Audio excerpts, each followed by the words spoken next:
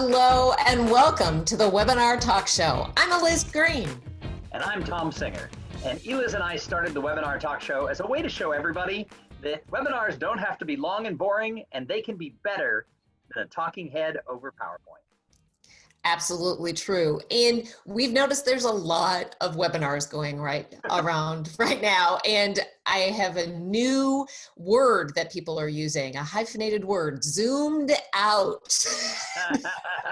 Oh, I like that better than webinar fatigue. That's true. We're all just zoomed out.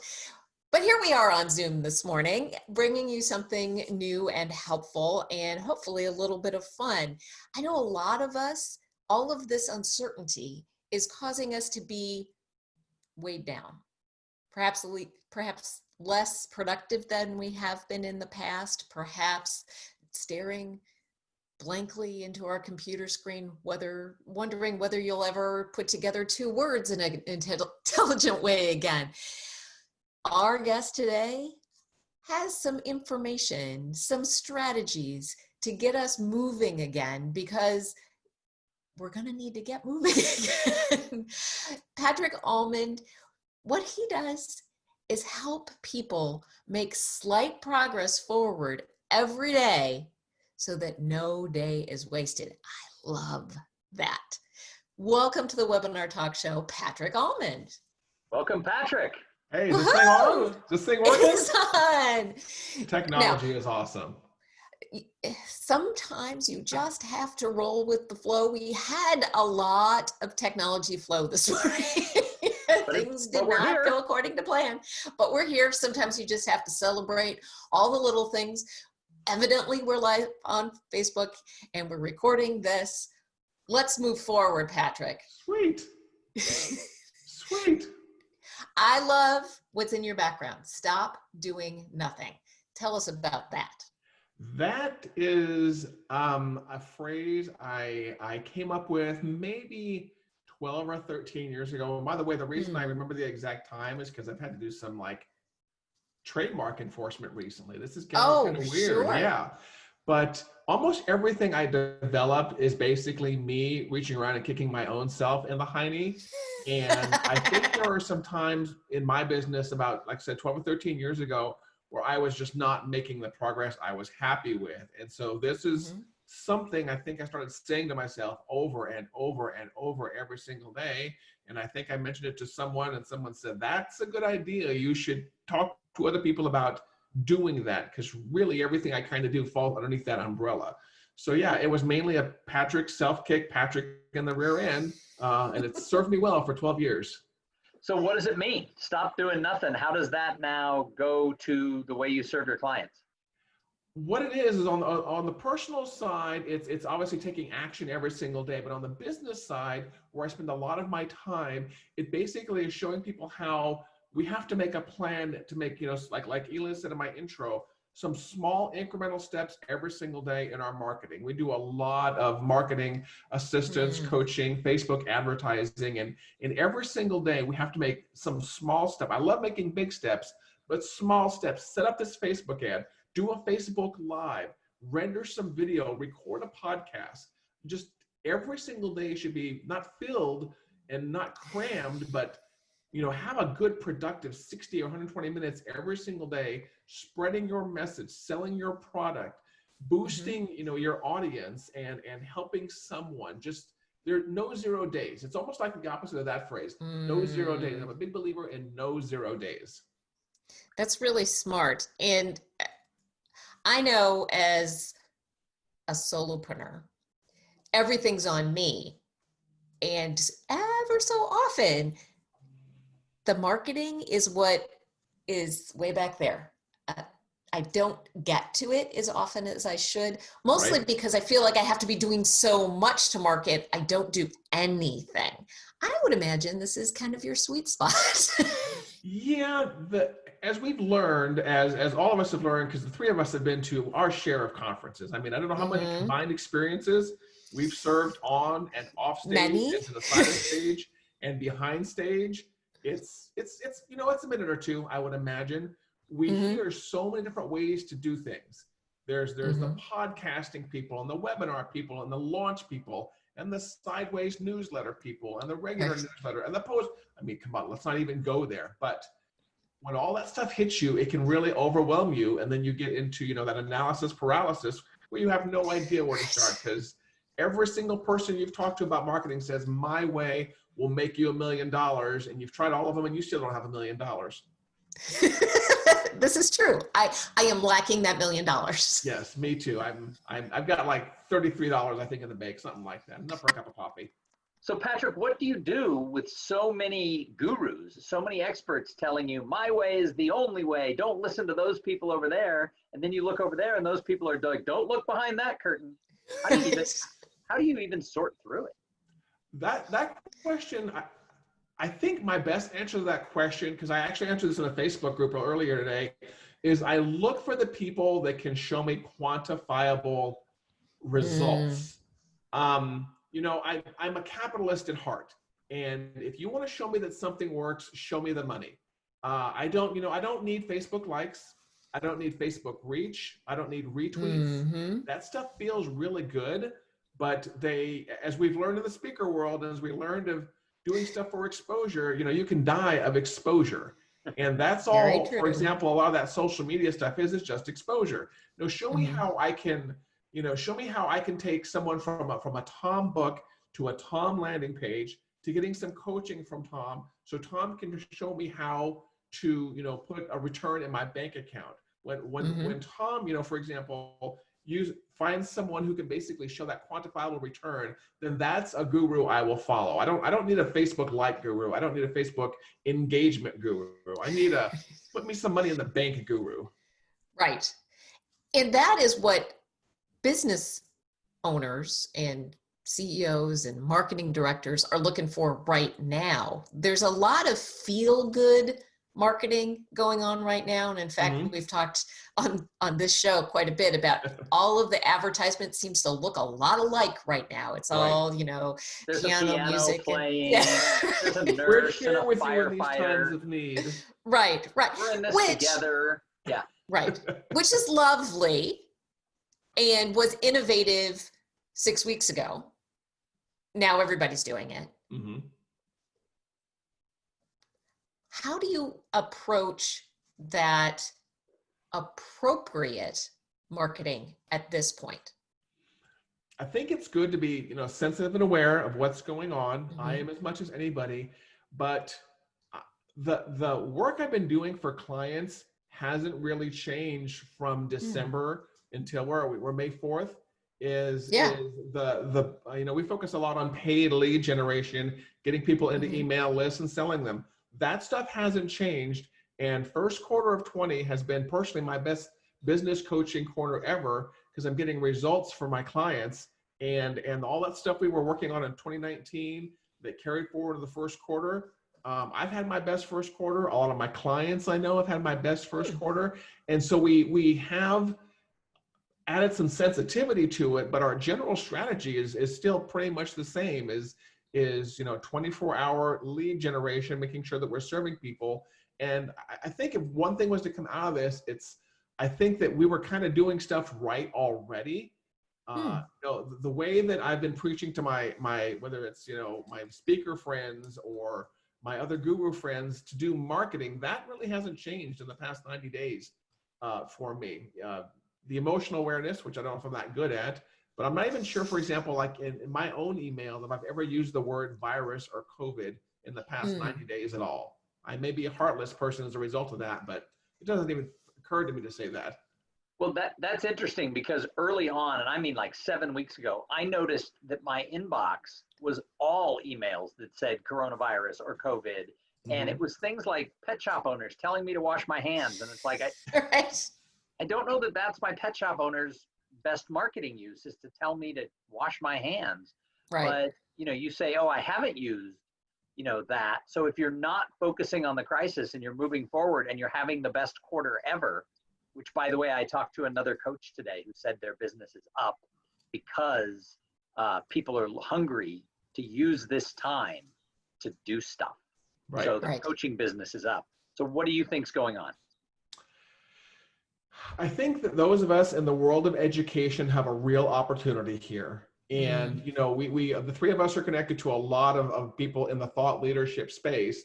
And a lot of the people in that thought leadership space, the ones that have basically made sure that they're teaching using multiple modalities, and they have a way to reach people without being on stage, because I know the three of us focus on that a lot. Those people are the ones that are going to thrive. If I'm sitting at home bored, scrolling through Facebook, and I'm a woman, and, you know, I've had health issues, because I know, Eliz, some of that falls in your bailiwick, and I'm normally at work during that 8-hour period. If I'm sitting on my butt scrolling through Facebook and I realize, there's something Eliz said that resonates with me. Oh, look, she's offering something that'll help me with that. I have time now, sitting on my bottom, ironically, to take care of my health. So there's more time for us in the educational space to get in front of people's eyes. I mean, that's really what it is all good marketing starts with making people aware that we even exist. That's the big challenge in our marketing is we can be amazing, but if you're amazing at your kitchen table by yourself and nobody knows about it, the amazing is wasted. Now we have the time, because we have more eyeballs to get that amazing out to people and get them into our funnel, so to speak. Right.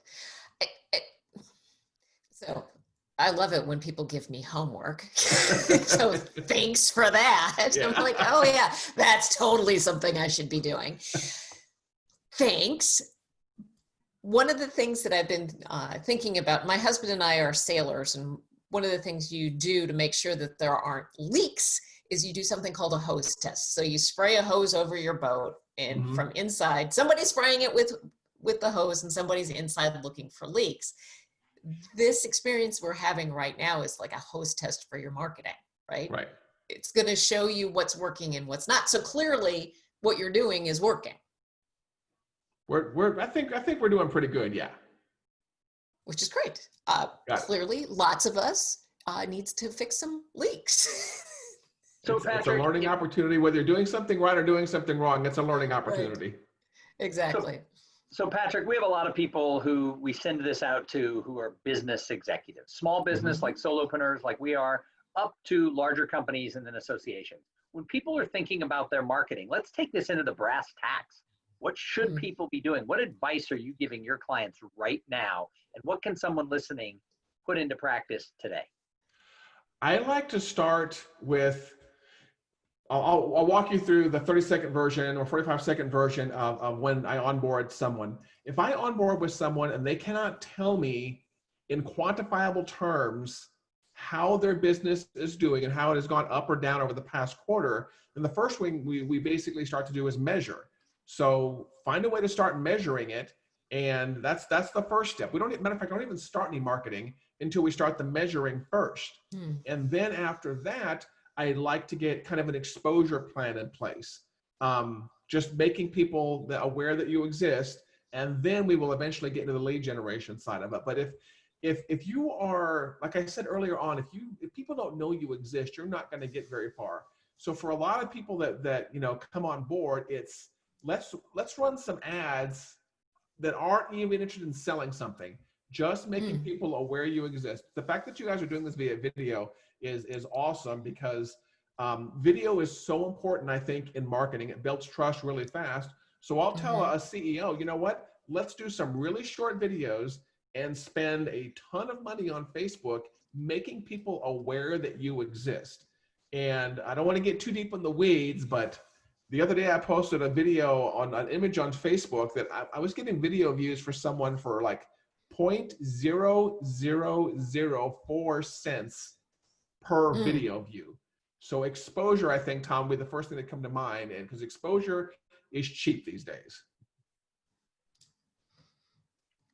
I'm writing that down. Exposure is cheap. Exposure is cheap. The good kind of exposure, not the die by exposure or die by someone picking your brain, the right kind of exposure. Right. So I think a lot of us understand the exposure part. It's like, here I am, this is what I do. It's the lead gen part that really, like, where do I even begin to think about that? Because I can do my dog and pony show, and I'm really good on video, Right. and I can let people know this is what I do. But unless I'm finding the right people who can pay me to do that, why am I bothering? Right. So the second level after the exposure part is the lead gen, like you said, and just making Mm-hmm. sure that you even have lead gen to begin with. Lead generation is not sending someone to the homepage of your website where all your menu options are and your videos and your speaker reel and your sizzle reel. Okay, That's usually fine. where someone goes that either already knows you and they're just looking to buy something from you, or someone who has no idea who you are that just found you by accident, and we have to basically start them on a guided journey. To Mm-hmm. me, lead gen is a concerted, designed effort of walking someone through, displaying the right ad in front of their eyes, sending them to a page that speaks to their pain point that you talked about in the ad. So you're giving them a solution to the pain point you talked about in the ad. So one problem, one solution. Here's the solution. Fill out this form or do this thing to get my or Eliz's or Tom's solution to that thing, and then we'll get you off and running on the journey. So, one of the metrics I like to say is how many leads that way did you generate this week? How many did you do last week? Where can we improve on this? That's a good quantifiable number. You show me someone who does good, consistent lead gen, and I can guarantee you pretty close that their bank account reflects it. Mm. Okay. Well, I want to dive deeper into lead gen because I've heard what you've said before, Right? but I don't necessarily get it. I mean, Okay. I know I need lead gen, but what am I doing? Lead gen is Tom has a certain skill set. Tom can relieve a pain point of mine. I heard it from someone a while back that everything that we do in life is based on gaining pleasure or relieving pain. So Tom can either educate me and make me feel good about what he does, or I have a problem in my business and Tom can relieve that. So Tom needs to, in my opinion, in his ads, be speaking to people saying, is this your problem? Or your conference is horrible because your MC sucks. Is Or your you're not conference using one. dead because your Right. MC has no energy whatsoever? Or This it's is just the or it's guy. just their board it's just their board president who's never been on stage before, so he's not really an MC That's true anyway. too. Right. I'm the CEO, so of course I should be the MC. Oh my gosh, yeah, that's a good idea. So Tom in his ad and his copy is basically finding people's pain points and saying, I can fix this. Forget about the price. What kind of experience do you want to provide for your people, and how much will they love you, and how much will your attendance increase next year because you had an amazing MC this year? A lot of it's just speaking the pain points and getting people in the Tom funnel, because Tom can relieve their pain points, and we'll pay anything to get our pain Right. relieved. I will Right. pay. I had the classic example. I had a dental problem in my upper right area a couple of weeks ago, and I was calling dentists, and I wasn't even worried about the price. Somebody please dig into my teeth and relieve my pain. So, and it may take a while for Tom to twist that vice on someone enough to say, is this bad? Is your conference attendance going down every year? Tom has to twist that pain enough to basically convince someone that Tom's solution is the right solution, and Tom's free guide, or getting on the phone with Tom and designing a great experience for your conference, that is the relief to their pain. That's really smart. Really smart. And now my brain is like, but here's the thing. Now Okay. we're circling back. I have all of this stuff in my head. I have listened to the guru. Right. He actually has quantifiable results because you told me you're having the best quarter. Right. So I should be doing this. Help me do this. What do I do on a daily basis so that I don't sit here and go, but there's so much Patrick told me I had to do. Help me stop doing nothing. Help me stop doing nothing. So if we got off of this and I was working with Liz, I would go look at Liz's marketing. I would say, Liz, where's your landing page that talks about your pain points and the things you Mm-hmm. relieve. Don't got it? Let's work on the landing page. Okay, got the landing page. Eliz, how are you driving traffic? Not doing that? Okay, let's go look at some traffic sources. There's a million traffic sources on the internet. There is no shortage of traffic. Okay, Mm-hmm. got a traffic, got a landing page. How many conversions did we get on Monday, Tuesday, Wednesday? Not enough? Let's tweak the copy on the landing page. Doing really good? Let's open up the faucet some more. Let's double your ad budget. And if the conversions stay good, you're going to get more leads in. After people come into the landing page, they aren't buying Eliz's thing, then maybe we got to work on the back end side. So it's been expressed to me before that the kind of work I do is just these segments of pipes. And we can always be kind of tuning and expanding each section of pipe to get better results. You know, if I was Eliz, I would have a dashboard or a spreadsheet. Every morning I could wake up and see, here's my 4 or 5 numbers that matter in my business. Are they better than yesterday? And if not, then we have to work on that area. But yeah, it would be landing pages, traffic, and conversions. Traffic, that's a conference itself, isn't it? Yeah, traffic and conversions. And if you're not measuring those, and we get to the point where you are measuring those, and if you don't have those assets, then it's time to create those assets. There are so many tools out there for creating landing pages and driving traffic. And we've all got them. Some of us are paying for them every single month and not using them. Yes. I've got one client. I got one client I'm working with who I know is paying like $300 a month for her CRM, and she's not using it. It's a big, giant tool in her arsenal, in her bag to use, and she's just not using it. If she would, she could buy much better shoes, much better clothes, and a much better house. So Patrick, I just want to kind of go through a couple things that I wrote down here and then see what last advice you would share with people. Okay. Number one, you said have no 0 days. I love that. Basically, you got to do something, even if it's small, you know, move that ball down the field every single day. Right. Number two, you talked about measure everything. And I suck at this because I get distracted. So it's like hard to measure because I'm working for myself and I'm on to the next project. Number three, you talked about getting that right exposure, not the kind we die from as speakers, and generate leads. And then finally, make sure that you're solving a problem.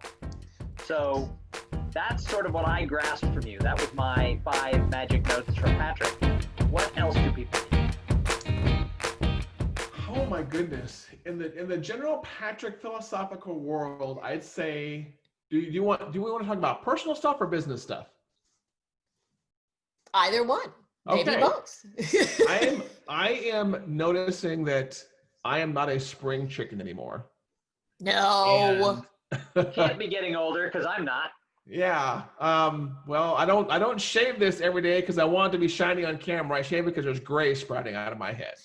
But as much as I love the business that we're in, the education business, I noticed, like I said, I'm not a spring chicken anymore, and my physical health is extremely important. I cannot emphasize that enough. I know I'm getting more tired every day. I know that I get aches and pains, and when that stuff is hitting me, like the dental stuff, none of the business stuff matters. I cannot worry about lead gen at all if I have a toothache. I cannot worry about lead gen at all if I'm achy and dehydrated. So something that's been more important than ever for me during all our challenging times right now is, with the lead gen and everything else, is to just take care of my body physically so I can do all this other stuff we're talking about, because this is the stuff that matters. We could talk about lead gen and traffic all day long. None of it matters if I'm flat on my back because I'm sick. And True. I'm very lucky that I am in decent shape, but even like the gym I belong to, even though we haven't been able to go, they have been communicating more than ever. They do remote live workouts.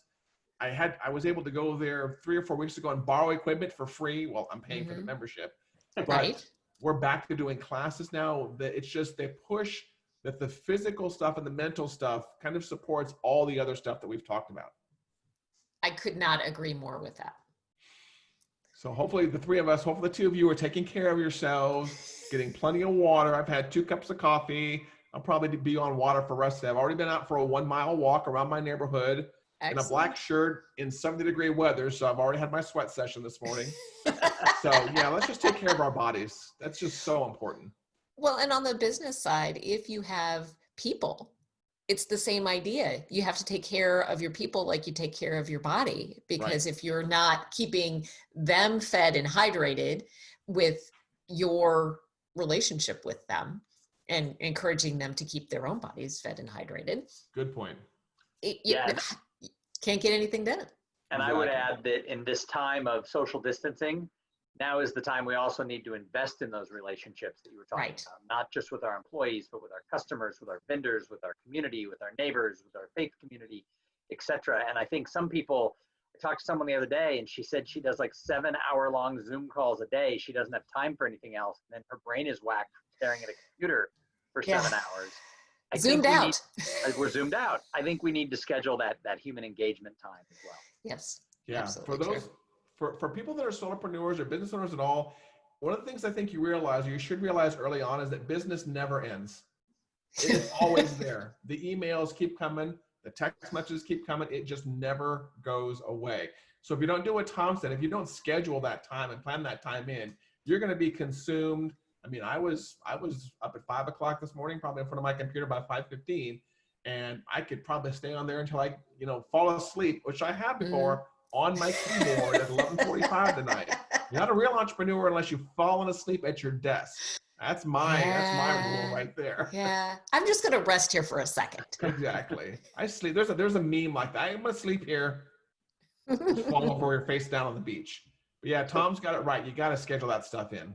So Patrick, this has been a great conversation. If somebody's listening to this and they need to find Patrick Allmond, how do they get in touch with you?